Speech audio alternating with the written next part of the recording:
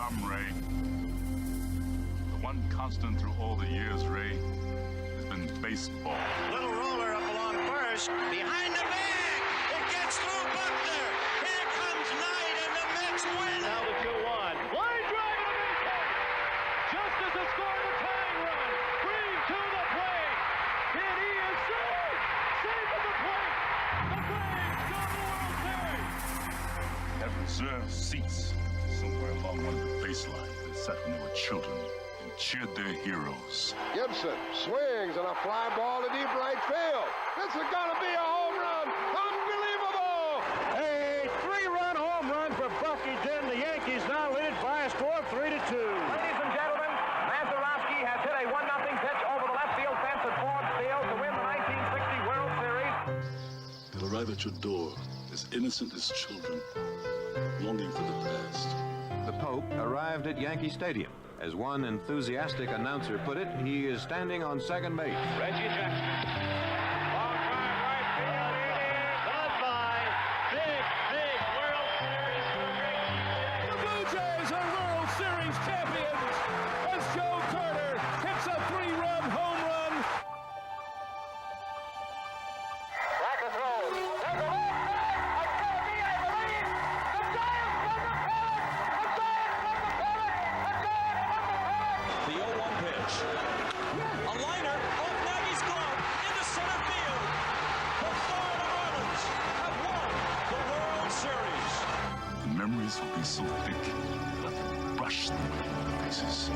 The 1-0 delivery to Fisk. He swings, long drive, left field. If it stays fair, it's gone. Home run! The Red Sox win. And the series is... Lotus fires. Ball is hit high in the air. This should be the series. Freehand waving everybody away in foul territory. Detroit wins. Here's the pitch to Willie.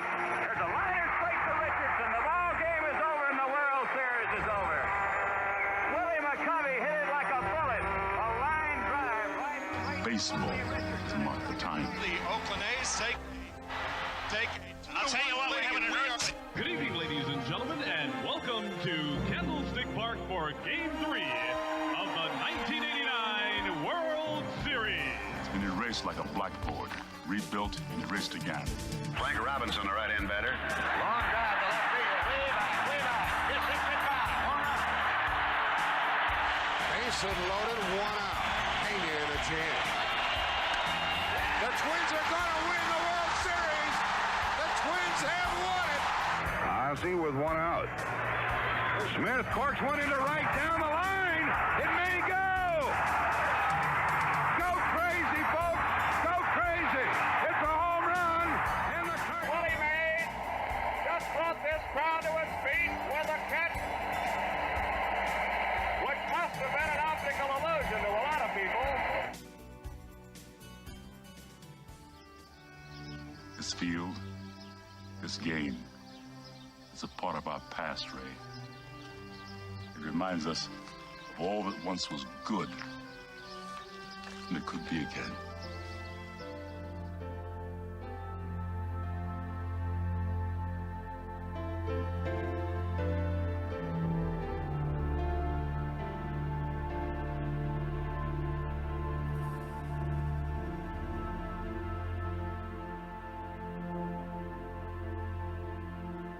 Broadcasted live.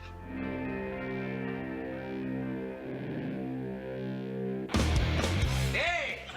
Who wants to have some fun? There are balls coming from all over the place. Left field, center field, right field. See, this is the kind of thing, quite honestly, right now, that makes you want to see the Chicago Cubs team lose. Now, you just saying you want to have fun, or do you really want to have fun? It'll be fun. Will the next person that sees anybody throw anything onto this field, point them out, or get them out of here. You don't live in Cleveland. Get in Cincinnati. You talking to me? You talking to me? That is the farthest thing in the universe from the truth. Hello, everyone, live. It's the Dan Scott Show. And right there is your host, Dan Scott.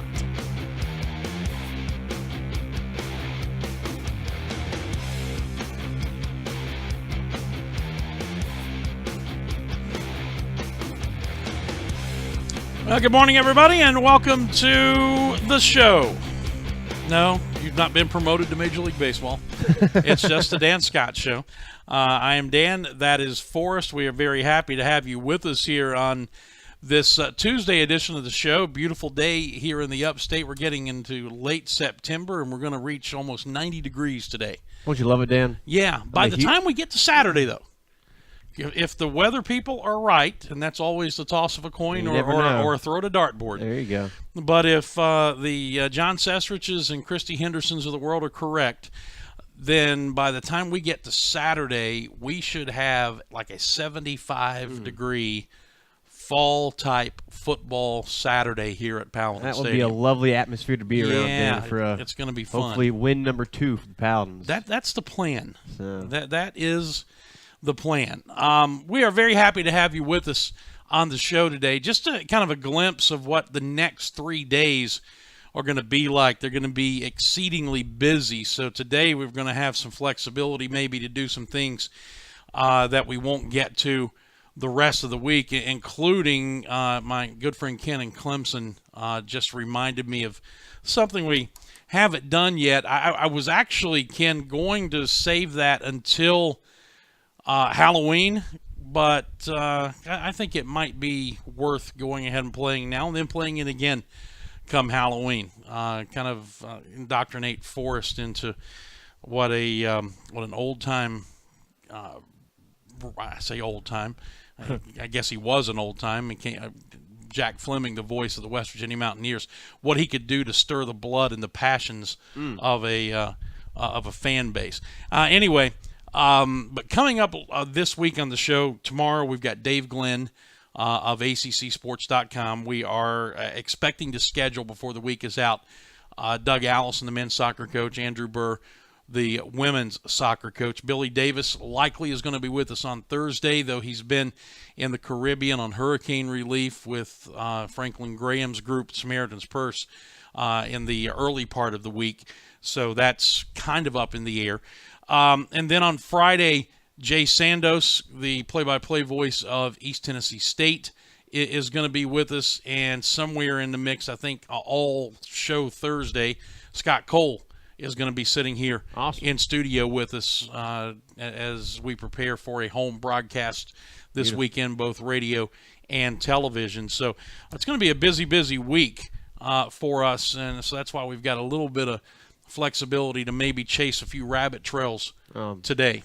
I love doing that, Dan. So let's get chasing. Let's do it. What do we have as far as a trivia question? Let's get a little Furman news and notes first. Before we get... let's do trivia first. Fair enough. And then we'll do Furman news and notes. That's fair. It's your show. See, I didn't forget today. So all right. I like it. Hey, fair enough. Fair enough. Let's do it. All right. Don't mess with me, man. The topic is Furman football. And the question is, what is the Paladins' current winning streak against ETSU? And the answer is not 1. That is correct. That is a step in the right direction. That's one rabbit hole down, Dan. That's right. Because you got to remember, there was a gap in between years ETSU played football. Yes. Furman did win last year, and they won handily last year at East Tennessee State. 52-7. Yeah, and ran the ball like crazy. Keelan Dirks had about 6,000 yards, if I remember. That's it? Correctly. Yeah, something like that. But so yeah, the answer is not 1. Yeah. They have won 1 in a row, but they've won more than that. That's the correct answer. Okay, what's the current overall winning streak against East Tennessee State? That's a good question. All right, now what is going on campus? All right, Dan. So to kick things off here, the men's soccer team will open SoCon play this evening against VMI on Stone Soccer Stadium. The game will begin at 7 o'clock this evening. The cross country, the men remain ranked number 1 in the Southeast for the 4th straight week. The women hold the 2nd position for the 3rd straight week. Men's tennis, they had a pretty successful weekend up in Elon for the Elon Invitational. Freshman Drew Singerman won a singles draw. Senior Cameron Green won a singles draw. Jake Munns reached the finals of the singles draw but fell. And then Munns and Mitrick and Jake. Where's Mitrick? What's his first name? He is not listed on here, but Munns and Yvonne Mitrick won doubles their draw. So a lot of big wins for the Paladins this weekend on the tennis courts, both on the men's and women's side. So pretty good weekend for the tennis team, I'd say. We always try to give you a little flavor of what's going on campus here with all sports at Furman, and do that in the opening segment to continue to promote the entire Paladins athletic program here, and give these folks some coverage that they're not getting anywhere else. So we appreciate your patience while we indulge you with that, and as we mentioned going through the week, we will continue to visit with the soccer coaches. What I did not mention, kind of lost in everything, is on Thursday, I know we're going to get defensive coordinator Chad Staggs in with us, and I'm working on also getting offensive coordinator Drew Cronick in before the week is out. Oh, beautiful. As well. So, I mean, tomorrow through Friday is just going to be jam-packed with guests, with all kinds of guests and information. And it's a philosophical decision I made a long time ago. Get people on who know what they're talking about rather than me talking about what they know they're talking about. That seems to be the better answer right there, Dan. I've always thought so. Yeah. And also just want to mention a big thank you to the whole SID department for providing all these wonderful stats for me to say to y'all every day. So thank you to Hunter, Jordan, Julie, and Chandler. So, although in the interest of full disclosure, they're not doing it just for you. That is true. They're doing it for the university. They're doing it for everybody. It's available to everybody. Yeah, that is correct. But they do work. Did not mean it to sound like that. But do work extremely hard. Yes, sir. All right. One of the other things we've got from a Furman standpoint, been wrapping up, obviously, the big win over Colgate back on Saturday, the first win of the Clay Hendricks era. And every game broadcast in the Tailgate show, we do the Bon Secours St. Francis Furman flashback, which is highlights from the previous week's game.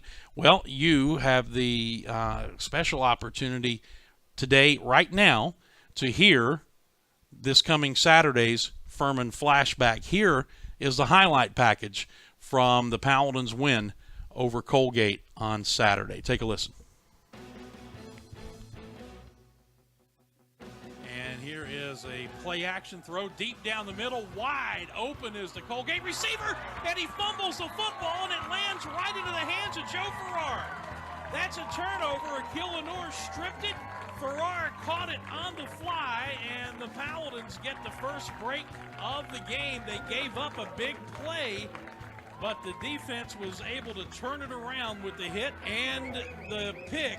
To his line, everything is tight. There goes DeLuca in motion again. Play action, rolling left. Blazowski throwing, wide open, nobody within a mile of the Paladin receiver, Cam Burnett, touchdown.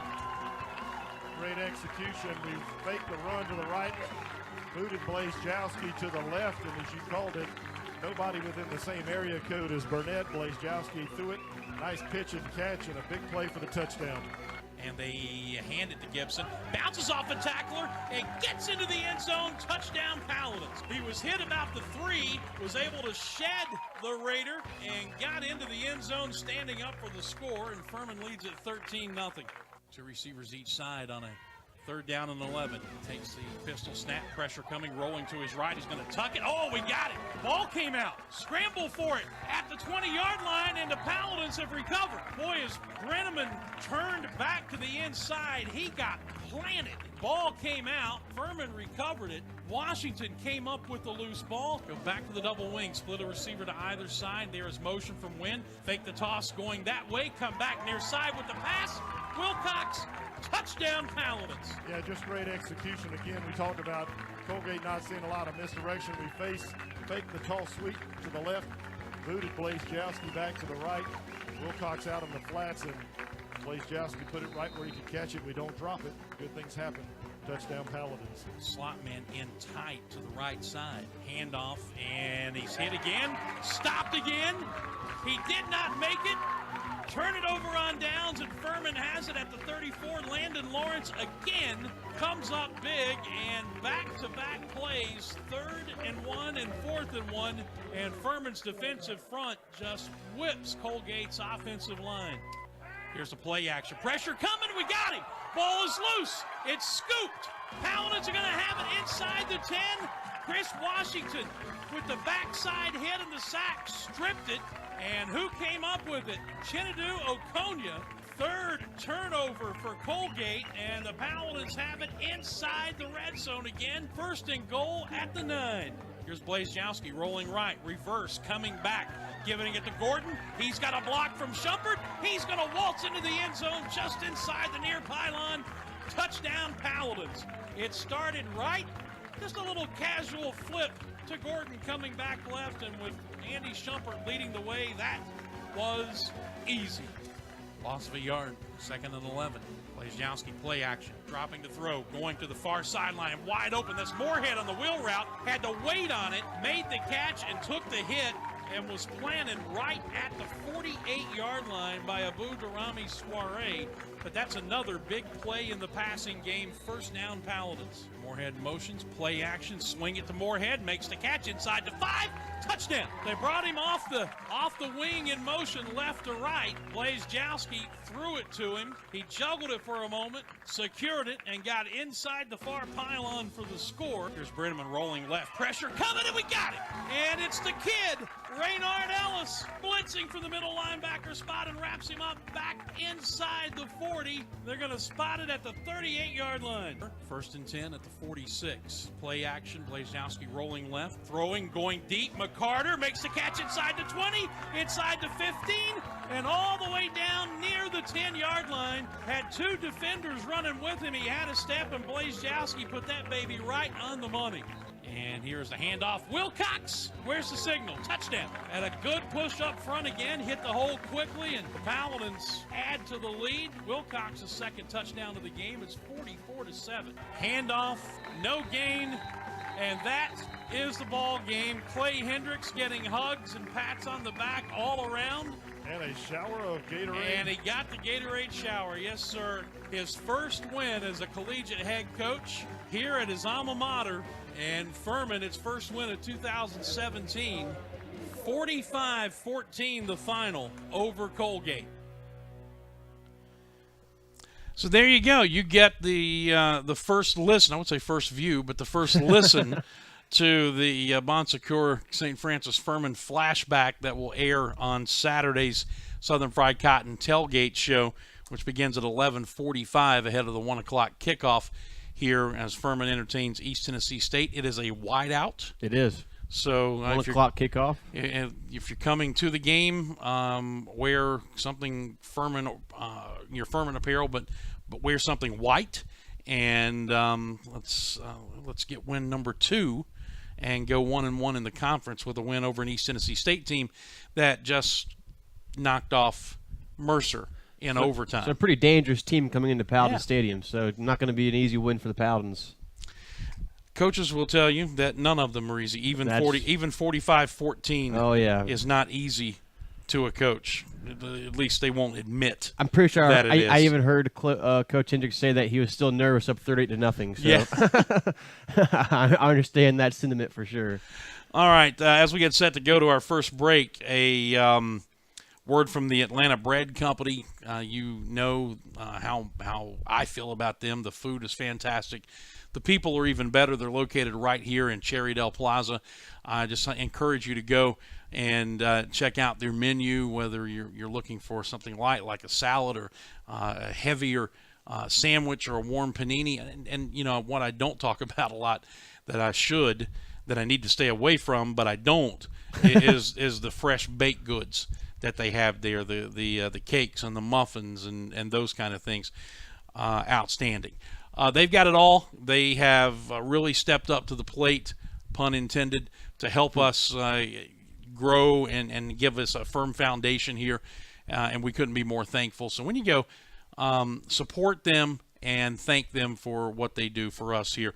That's the Atlanta Bread Company in Cherrydale. Here's a little more about them as we go to break, and when we come back, we've got some breaking news out of the world of college basketball. It ain't good when federal charges are filed against 4 NCAA basketball coaches. We'll tell you more about that when we return. This is the Dan Scott Show. The Atlanta Bread Company wants to make your dining experience as convenient as possible, especially if you're ordering takeout.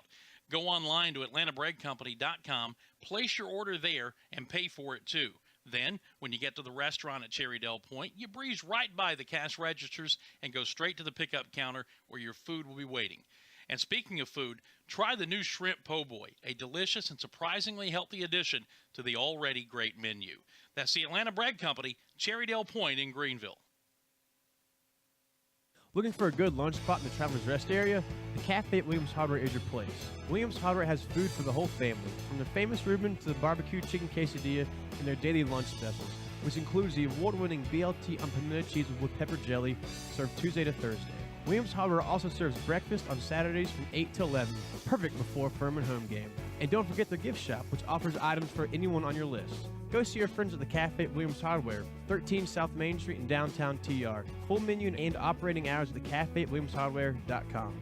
Say you've got a busted phone or tablet screen. Time to get a new device? Nope. Time to give it CPR. CPR Cell Phone Repair at Cherrydale can repair almost any phone or tablet screen on the market and usually can do it same day. In fact, if you have an iPhone, the fix usually takes less than an hour. CPR Cell Phone Repair also can fix computers and gaming systems, both screens and hard drives. And they sell refurbished devices and new accessories. Stop by and see the new owner, Janet Culver, today and check them out on Facebook. That's CPR Cell Phone Repair at Cherrydale, 864-282-9097. Give it CPR today.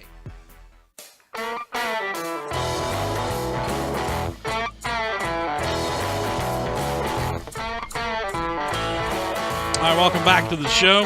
Dan Scott, Forrest Stulting here on this Tuesday edition of the program. They continuing to do work to kind of spiffy up Paladin Stadium ahead of the ETSU broadcast or ETSU game, which will include a broadcast. That's true. On Saturday. So I've said it a couple of times already. I'll say it again. The turf looks fantastic. It's incredible. Folks from Shaw came in and did a week's worth of work on it, and it looks. If you couldn't see the outline of the lacrosse line still on the field, it would look like it did when they first put it down. And quite honestly and candidly, it needed not just a little bit of maintenance; it needed a lot of maintenance, and thankfully they came in and got it done. They showed that for sure. So we've got some breaking news that I referenced that just popped up right before we went to the break from ESPN.com, and I'm sure it's out in several other places as well, but that's where we saw it here. But the story out of New York, and I'm just going to read this first, and then we'll start to dissect it, although it's very early and we don't know what all of this really entails. But here's the very short story. Dateline New York, federal prosecutors have announced charges of fraud and corruption in college basketball, including against 4 coaches. Auburn assistant Chuck Person, which is a very familiar name. He played there and, of course, had a long, successful NBA career. Oklahoma State assistant Lamont Evans, Arizona assistant Emmanuel Richardson, and Southern Cal assistant Tony Bland. Those 4, all assistant coaches, were among 10 people charged in New York City federal court. Now, these are federal charges that have been filed. Others include managers, financial advisors, and representatives of a major international sportswear company. The details will be discussed at a news conference later this afternoon. In court papers, prosecutors said the FBI has been since 2015 investigating the criminal influence of money on charges and student athletes who participate in intercollegiate basketball governed by the NCAA. They said the probe has revealed numerous instances of bribes paid by athlete advisors, including financial advisors and associate basketball coaches, to assistant and associate basketball coaches to exert influence over student athletes. So in other words, you've got people who are paying money to assistant coaches in order for the assistant coaches to get the student athletes to whatever. Yeah. Attend this school or go to this, who knows what it is.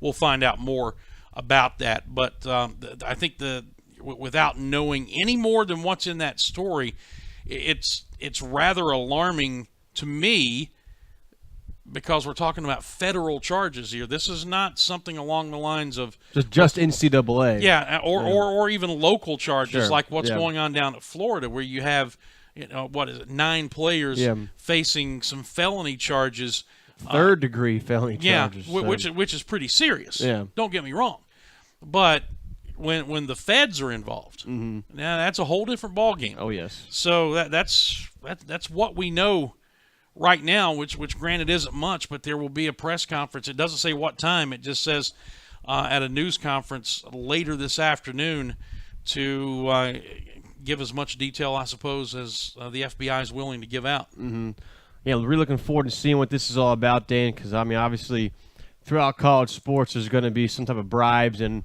it's just kind of good to kind of find these plots and foil them as best we can. So really, really interested to see what comes from this press conference later today. Yeah, well, the one thing that's not referenced in this story, so we want to make sure that no one is jumping to conclusions. There's nothing in this story even remotely, at least right now, referencing that money was given to players for anything up to and including point shaving. Sure. Yeah. According to what we read, the money was given to the assistant coaches and associate basketball coaches to exert influence over student athletes. And what they were trying to influence, we don't know. I would guess it'd be recruiting, but that's just I just don't know. But again, don't hear, as my pastor says, don't hear what I'm not saying. Sure. There's nothing in here that remotely, at least in this story, nothing that remotely suggests there's any kind of point shaving scandal or anything like that going on. We will find out more this afternoon when the press conference is held. And again, it doesn't say when it's going to be held. Just that one is coming. Yep. But like I say, when the feds get involved, this is not good. Heads are going to be turning, Dan. That's for sure. Yeah. So there you go. There's a little bit of breaking news, and if we get any more on that before the show is done, then we'll let you know. All right, you want to get into the 3 things? Let's do it. Thing 1, just kind of run through a few college football news and notes real quick. Washington junior wide receiver Chico McClatcher broke his ankle during last week's game in the 37-0 rout of Colorado. He'll be out for the rest of the season. He is their second best receiver. He's got 10 catches for 128 yards. And this is kind of a big loss for the Huskies because they had to replace John Ross, a first-round pick from last year's NFL draft. So I'm not sure how much this will derail the Huskies in their hope for another college football playoff return, but we will see moving forward in the coming weeks in the Pac-12 whenever they face the big boys from USC and Stanford. Anything? Yes, we will. Yes. Can I be totally honest with you? Please. Totally honest with you? Please do. I was looking up something, and I have no clue what you said. That's fine. Moving on. I'm just. Wouldn't be the first time, Dan. I'm just. No. Usually, I'm uninterested. Okay, that's fair. But in this case, fair. I was actually looking for something that we're going to do on the show a little bit later on, so I can't say whether I was interested or not. There you go. In what you had to say. I guess we'll leave that to mystery there. Oh my gosh. All right. I actually chose to do this for a living. I don't know why. Anyway, go ahead. All right. As Dan mentioned a few minutes ago, 9 players are facing fraud investigation charges of multiple third-degree felony charges. And what third-degree felony charges means it's under $20,000 and use or possession of another person's ID without consent. So, and they are involving using a university money and university property and selling that for cash for the players, and also using credit cards without proper authority. The one last college football note I want to point out is Jim Harbaugh has been complaining about the Big Ten's away facilities. he has cited cramped quarters, no ventilations, which means doors have to be open and people could see players changing, not enough toilets, the training tables are old and ratchety, and he called it unsportsmanlike, and he wants this to be addressed by the Big Ten commissioner. What do you think about this, Dan? Well, first of all, for Jim Harbaugh to use the word unsportsmanlike is the pot calling the kettle black, because this is the guy who has not, as far as I know, he still hasn't done it. Yeah. Or if he has, it's just been recently, and has not allowed a current roster to be put on their website at Michigan, and has also not submitted a too deep prior to every game, like every other football coach in America does. So to use the word unsportsmanlike is it just smacks of a guy who hypocritical, has a double standard, whatever you want to talk about. Purdue, in the meantime, has issued a statement. And just kind of paraphrasing what the statement said, it said that Jim Harbaugh and Michigan, they did a walkthrough of Purdue's facilities before the season started. As a matter of fact, they did it back on July the 18th. Said a member of its football staff conducted a walkthrough of our facilities with our athletic department staff at Ross-Ade Stadium on July the 18th. He said, furthermore, to help teams prepare in advance, our visiting team manual highlights in bold type, there is no air conditioning in the visiting locker rooms, with accompanying Purdue athletic staff contact information about how to request preferred temporary accommodations. We did not receive any such requests. And the statement also goes on to say that basic x-rays available within our athletic footprint and more sophisticated capabilities are located 2 blocks away, similar to the arrangements at many other schools. Our sports medicine staff members, in fact, have received numerous compliments from their Michigan counterparts regarding the care they received at Purdue. So Purdue is basically saying that Jim Harbaugh and his staff had the opportunity to request different accommodations. They walked through the facility on July the 18th. They knew what they were getting into, and they simply didn't issue any such requests. Yeah, it just really doesn't make any sense to me, Dan, why they wouldn't make any kinds of request to upgrade those accommodations at all. And frankly, I mean, obviously you're going into a away team's locker room, so I don't really expect glamorous locker rooms for these away players, but at the same time, you do need to make accommodations for the number of players that will be there. And so he also did say that it wasn't as worse in the Pac-12 or in the ACC, according to some of his assistants. So that just makes me interested in kind of see what the vastness and differences between away locker rooms from conference to conference, and this might really be a Big Ten thing and not just a Purdue thing. Well, but the bottom line to me is, regardless of what the locker room may have been like and what the training room may have been like, and all this stemmed over a hit that Wilson Spate took, and then when they took him back, he was complaining about the table that they had to lay him on, said it was at least 20 years old, and he said it was from the 50s, I believe. I think that you're right. I think is what he said, which will be more than 20 years old.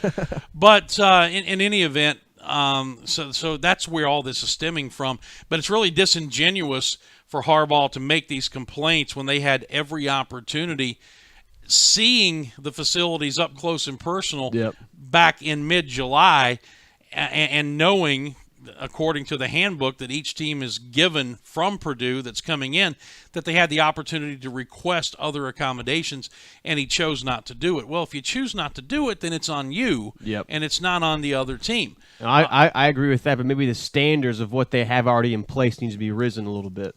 Well, I mean, that comes with money and recruiting. And listen, the practice of making the visiting locker room, whether we're talking football or basketball at the college level, a bit quote-unquote uncomfortable for opposing teams is not something that's new. You'll hear people talk about only having a rusty nail to hang their clothes on, only cold water in the showers, and I can promise you that if they've raised any money for updating the locker rooms, all of that's gone to the home locker room, and they've not done anything to the visiting locker room. It doesn't sound to me like the players' health was in any danger, that they had the ability to do what was needed to do there at the stadium, and if it required something else, as they said, just 2 blocks away. I think this is just Harbaugh being Jim Harbaugh. Yeah. And I'm really surprised, quite honestly, that the Big Ten office allows him to continue to do this. I mean, I definitely agree with all of what you said there, Dan.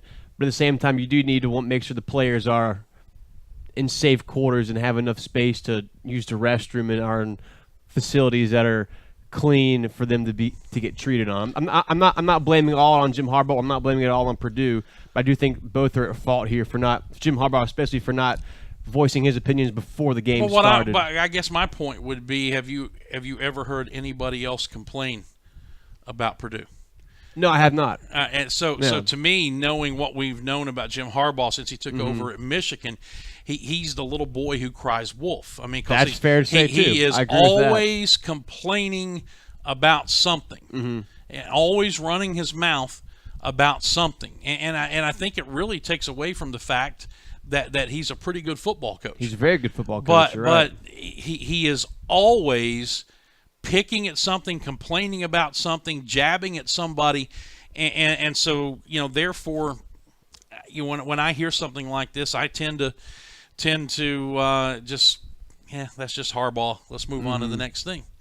I do know that one of the beat writers for I believe it was Nebraska or Michigan State, they asked a head coach to rate all of the facilities throughout the Big Ten, and only one got a nice, and it was Iowa's.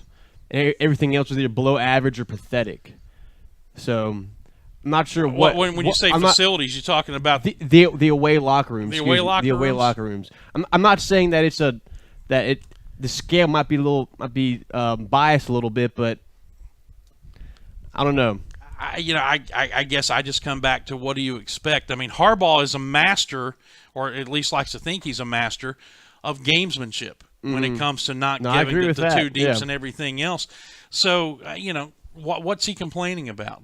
This is not anything new. I can promise you that Purdue or anybody else is not going to spend millions of dollars to upgrade the visiting locker room to the level that the home locker room is in. They're not going to do it. All I'm saying, Dan, is that he said that there are 2 toilets in the away locker room. That's simply not enough for players to use before, during, and after games.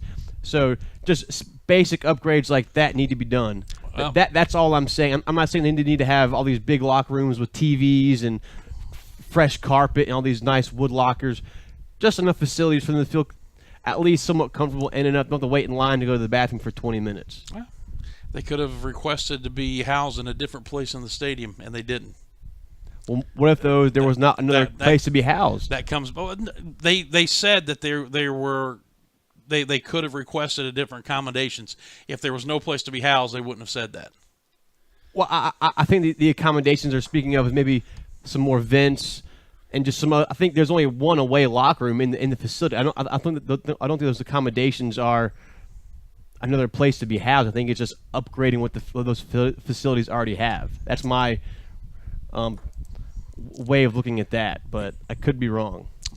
Here again is the wording from the statement. Okay. Furthermore, to help teams prepare in advance, our visiting team manual highlights in bold type, quote, "There is no air conditioning in the visiting locker rooms," unquote, with accompanying Purdue athletic staff contact information about how to request preferred temporary accommodations. We did not receive any such request. They would not put that in the manual if they did not have someplace else to put them, if the visiting team did not feel that the visiting locker room was sufficient to meet their needs. I just think that what they're trying to say is not that there's a different place to be housed. There's things they can do to upgrade that housing. Preferred temporary accommodations. What part of temporary accommodations don't you understand? That's a different place than the locker room. I was thinking more in terms of adding some fans, a different table, things that can be put in there temporarily. Now that would be just what you said, adding things to the existing. But wouldn't that be temporary accommodations? Though? No, that would be bringing things in to make the current accommodations. Aren't fans in AC accommodations in some ways? And no, accommodations are the place that you stay. All right.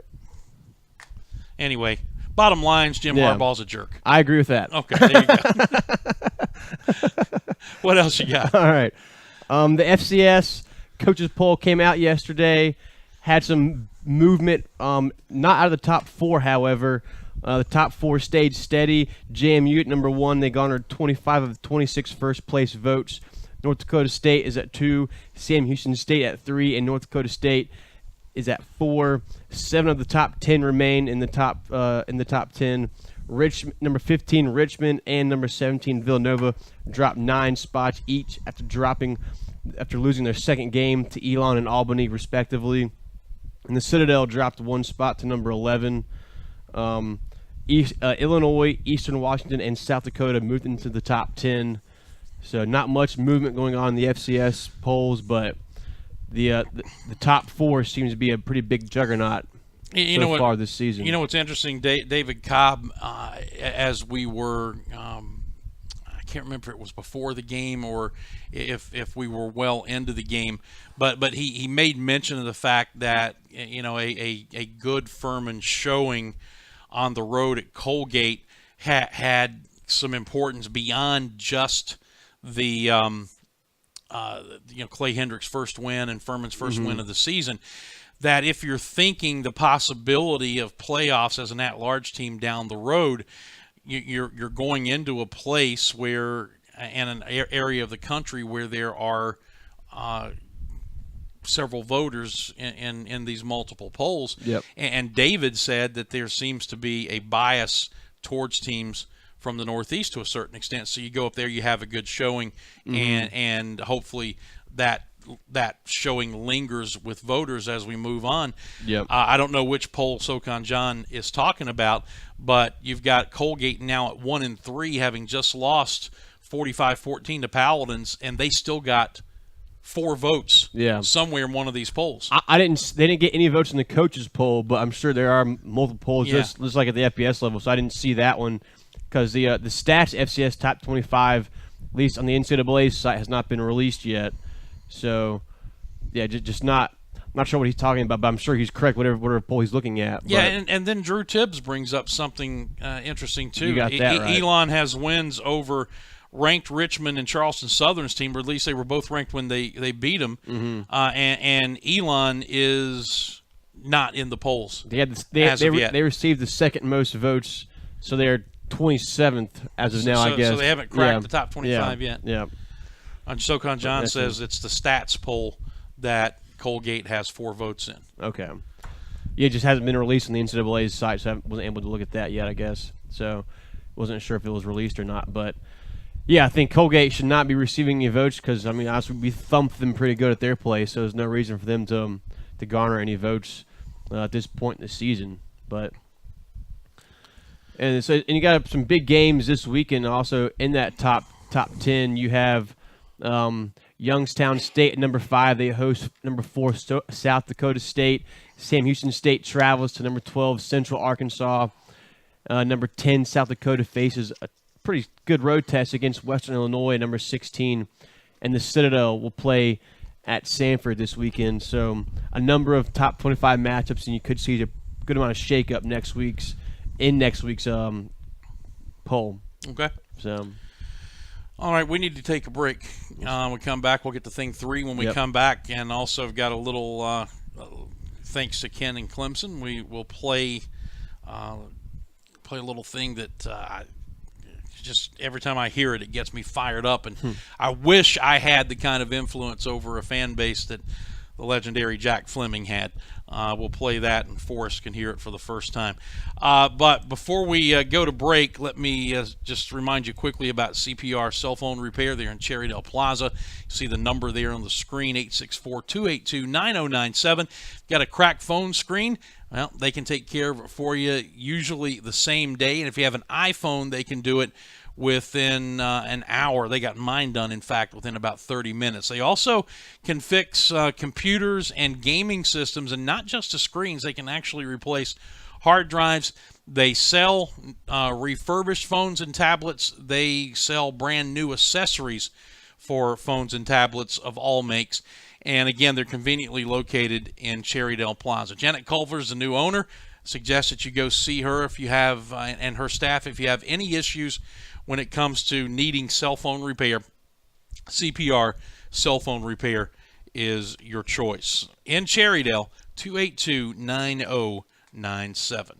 All right, off to break. We'll come back with Forrest's third thing. There's some more information on that breaking news story about the 10 people who've been charged by the feds in college basketball, including 4 assistant coaches. So we'll get you a little more detail on that and much more as we continue on the Dan Scott Show after this. Don't go away. Looking for a good lunch spot in the Travelers Rest area? The Cafe at Williams Hardware is your place. Williams Hardware has food for the whole family, from the famous Reuben to the barbecue chicken quesadilla and their daily lunch specials, which includes the award-winning BLT on pimento cheese with pepper jelly, served Tuesday to Thursday. Williams Hardware also serves breakfast on Saturdays from 8 to 11, perfect before Furman home game. And don't forget their gift shop, which offers items for anyone on your list. Go see your friends at the Cafe at Williams Hardware, 13 South Main Street in downtown TR. Full menu and operating hours at the Cafe at WilliamsHardware.com. Say you've got a busted phone or tablet screen. Time to get a new device? Nope. Time to give it CPR. CPR Cell Phone Repair at Cherrydale can repair almost any phone or tablet screen on the market and usually can do it same day. In fact, if you have an iPhone, the fix usually takes less than an hour. CPR Cell Phone Repair also can fix computers and gaming systems, both screens and hard drives. And they sell refurbished devices and new accessories. Stop by and see the new owner, Janet Culver, today, and check them out on Facebook. That's CPR Cell Phone Repair at Cherrydale, 864-282-9097. Give it CPR today. Stuck in a state of falling behind? Struggling to keep up with your kids, finances, insurance? Then let State Farm agent Steve Borkland in Travelers Rest help you simplify and get to a better state. Because with Steve handling your auto, home, and life insurance, you'll have more time for everything else. More money too, because adding State Farm policies could mean earning discounts worth up to 40%. That's money Steve can help you put towards a college savings plan. Call State Farm agent Steve Borkland today and get to a better state with State Farm. The Atlanta Bread Company wants to make your dining experience as convenient as possible, especially if you're ordering takeout. Go online to atlantabreadcompany.com, place your order there, and pay for it too. Then, when you get to the restaurant at Cherrydale Point, you breeze right by the cash registers and go straight to the pickup counter where your food will be waiting. And speaking of food, try the new Shrimp Po' Boy, a delicious and surprisingly healthy addition to the already great menu. That's the Atlanta Bread Company, Cherrydale Point in Greenville.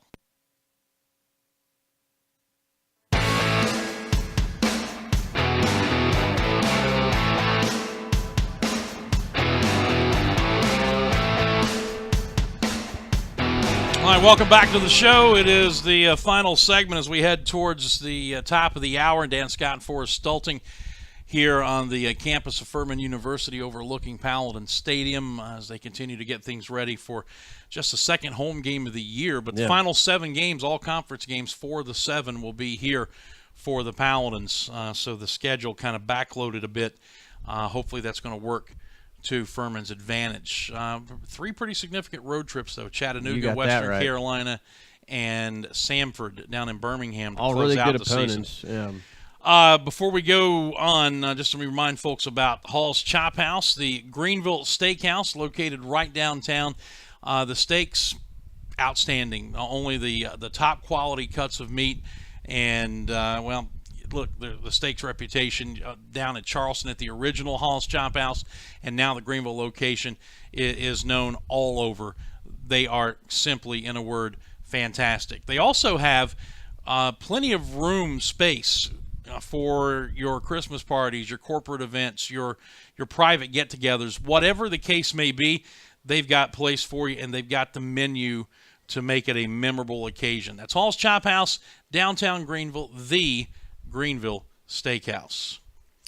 All right, get to thing 3 quickly, and then we will give you the latest update in this evolving story from the world of college basketball about charges that have been filed against 10 people, 4 of which are assistant coaches at Power 5 conferences. Yes, sir.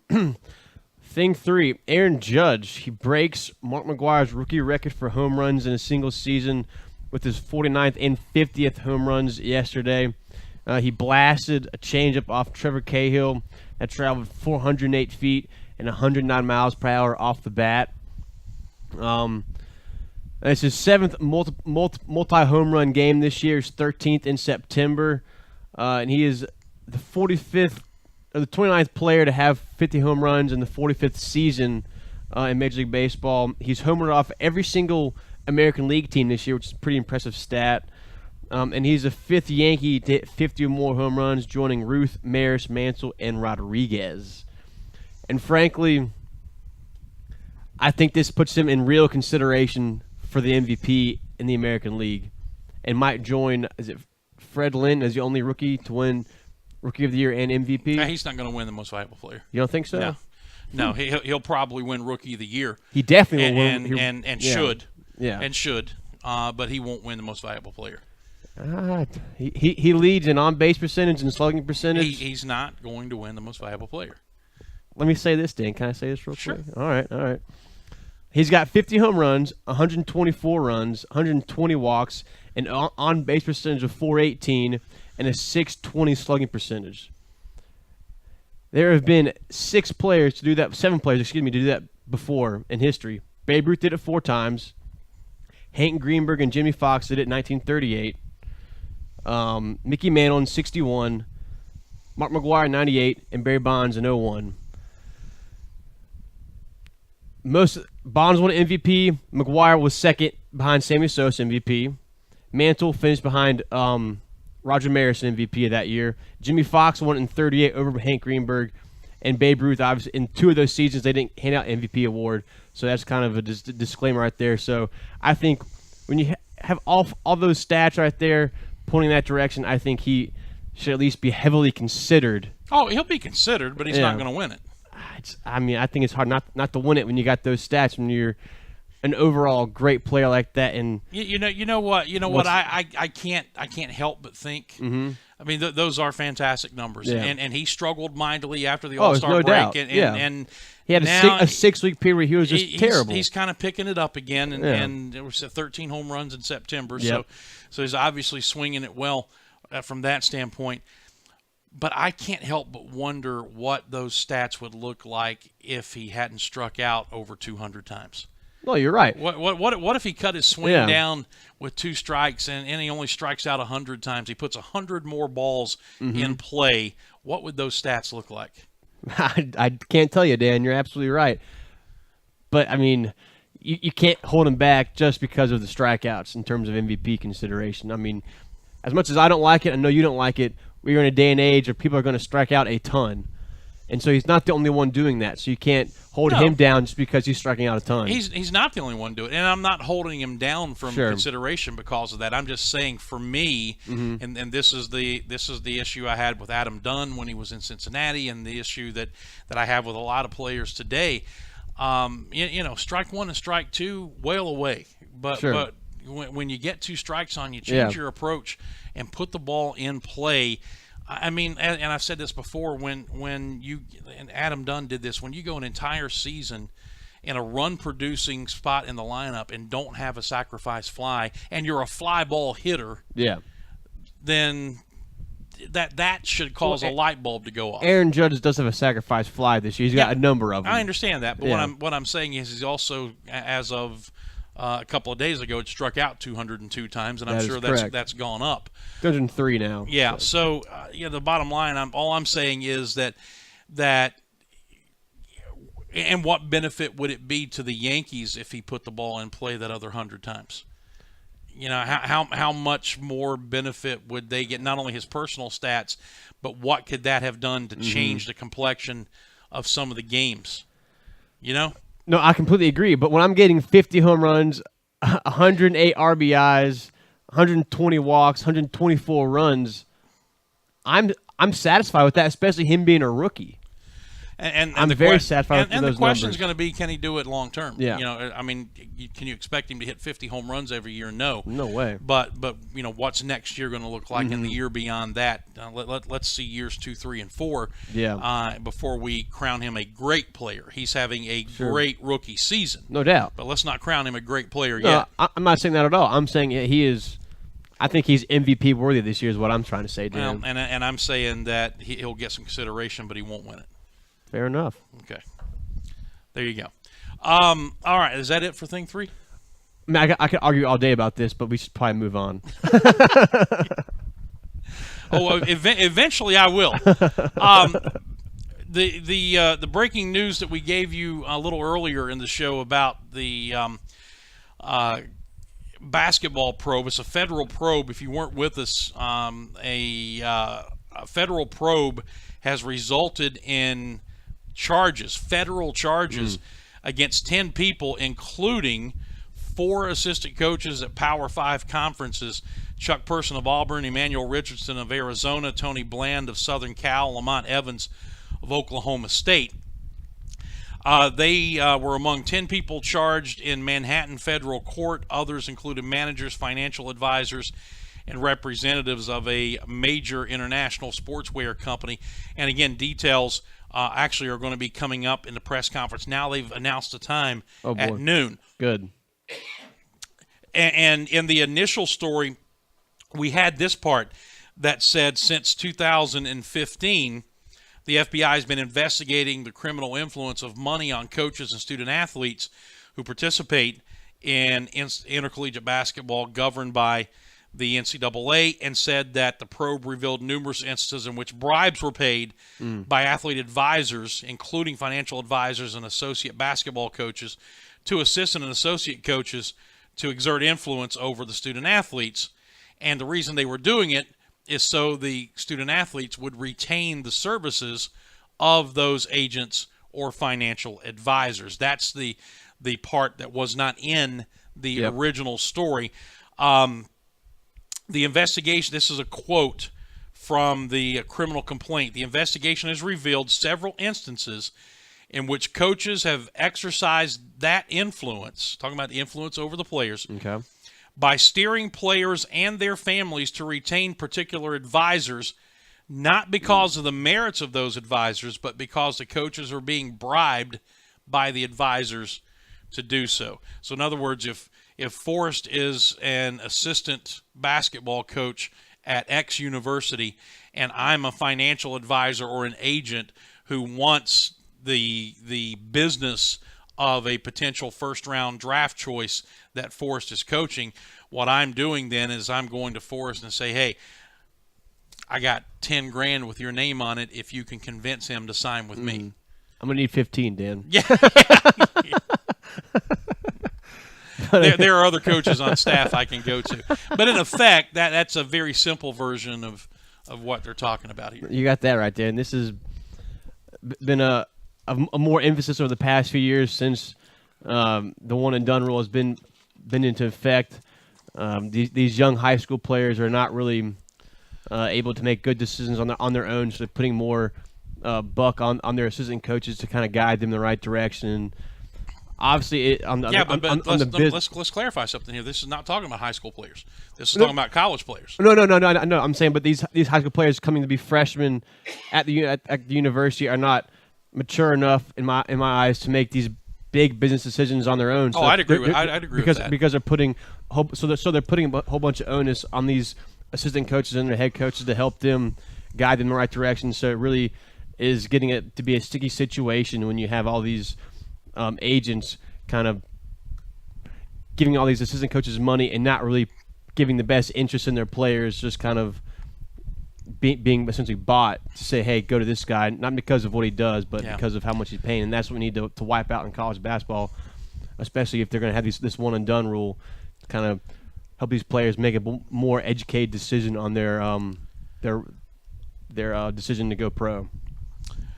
Well, we will watch with you the press conference at noon, and I'm sure we'll have more to talk about as far as the story is concerned tomorrow, especially the response of the 4 assistant coaches, all at Power 5 schools. So we've got a trivia question answer to get to. I'm sure you've got a couple of on this date. I sure do. So let's do that, and then All right. I've got something special I want to play before we go. All right, so let's go to the trivia question first. The topic is Furman football, and what is the Paladins' current winning streak against ETSU? And I believe it was Mark got this right of 4. That is correct. Last year they beat them 52-7. In 2003, 30-10. 2002, 25-0, and then 2001, 31-6, and then in 2000, the Buccaneers got the best of us, 23-21. So good job by Mark. You get your choice of an attaboy or a pat on the back. Yep. So there you go. What you got on this date? All right, let's go to it. On this date in 1908, Red Rulebach pitches 2 shutouts in a doubleheader, gives up 5 total hits and 1 walk, and it's done in 3 hours, Dan. How about that? In 1961, Roger Maris hits home run number 60 off Jack Fisher. He ties Babe Ruth's mark of 60 in 1927. 1965, the Minnesota Twins win their first pennant. In 1971, Jim Palmer becomes the 4th Orioles pitcher to have 20 wins in a season and matches the mark of the 1920 White Sox. They had 4 pitchers have at least 20 wins. In 1981, Nolan Ryan is the first to throw 5 no-hitters at the age of 34.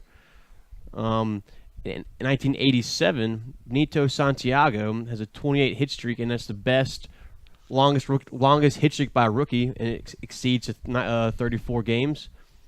2 more here. Bud Selig in 2013 announces he will step down as commissioner. He's been the commissioner since 1992.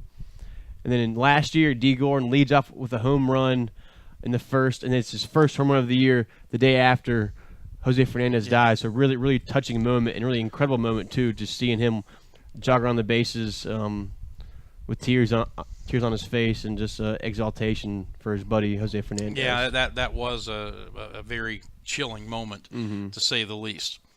All right, thanks to Ken and Clemson for reminding me about this. It is something I'd actually thought about and was going to do around Halloween because that's the setting of this particular clip you're going to hear. But it's college football. You can't hear it too much. Growing up in West Virginia and where we lived right on the Kentucky border, I was fortunate to listen to 2 collegiate legends, the legendary Kaywood Ledford at the University of Kentucky and Jack Fleming at West Virginia University. During the time that I was junior high, high school, and even beyond, one of West Virginia's biggest games every year was against Penn State, and we didn't beat them very often. But there were the rare occasions. Well, this happened to be Halloween. I want to say it was Halloween 1984. And as the game was getting ready to begin, the pregame show was already done. Every game, Jack Fleming did a scene setter right before kickoff, and I'm starting to get the goosebumps even as we speak. But here is that scene setter that Ken was referencing. Take a listen to this.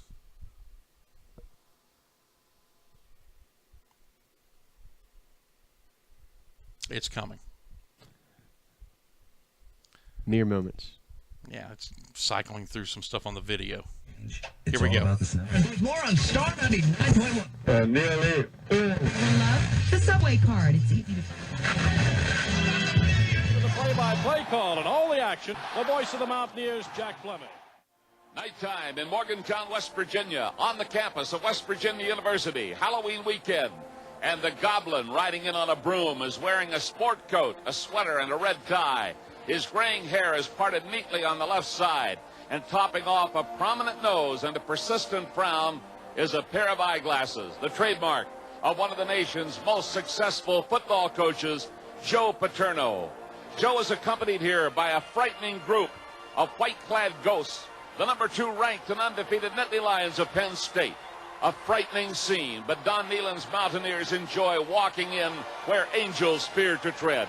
So tonight, in ideal autumn weather, they will meet the invaders. They will do battle as a prohibitive underdog, but they will play this game with the knowledge that anything can happen in football. On any given night, on any given field, it can happen, and they want it to happen tonight. The state of West Virginia is wired in on MSN for this effort, and it will be our pleasure to describe the action as these two old rivals get together. So light up your pumpkins, put on your scariest Halloween mask, and keep that radio close by as the hills of West Virginia resound with the sounds of gold and blue football, and the West Virginia University Mountaineers are on the air. That's pretty special right there, Dan. Yeah. And if I'm not mistaken, West Virginia actually won that game, upset Penn State. Oh, wow. And my baseball coach at the time, who was also our health teacher, Steve Canties, was at the game, and he was one of the idiots who stormed the field oh, man. after the game. You know, here's the guy who's, you know, in a position of authority over you, and he's on TV acting a fool. Hopefully the superintendent did not see that. So well, he was there teaching on Monday, so everything was fine. But thanks to Ken for kind of reminding me about that. We'll probably play that again come Halloween. I wish, as I said, that I had even a remote amount of influence over a fan base like Jack Fleming did. He could stir them up. The hills of West Virginia resounding with the sounds of gold and blue football. Wear your best goblin mask. Yeah. Anyway, all right, that's the show for the day. I think we've done all the damage we can do. Tomorrow, busy day. Dave Glenn will be with us from ACCSports.com, and perhaps another interview or two. Could be a day full of interviews. We'll find out, and as soon as we know, we'll start tweeting out the information. But good show today. We'll continue to follow the breaking news story about the charges against the 4 college basketball coaches, among others, and I'm sure have some more thoughts on that tomorrow as well. Until then, for Forrest, I'm Dan, saying God bless you. So long, everybody.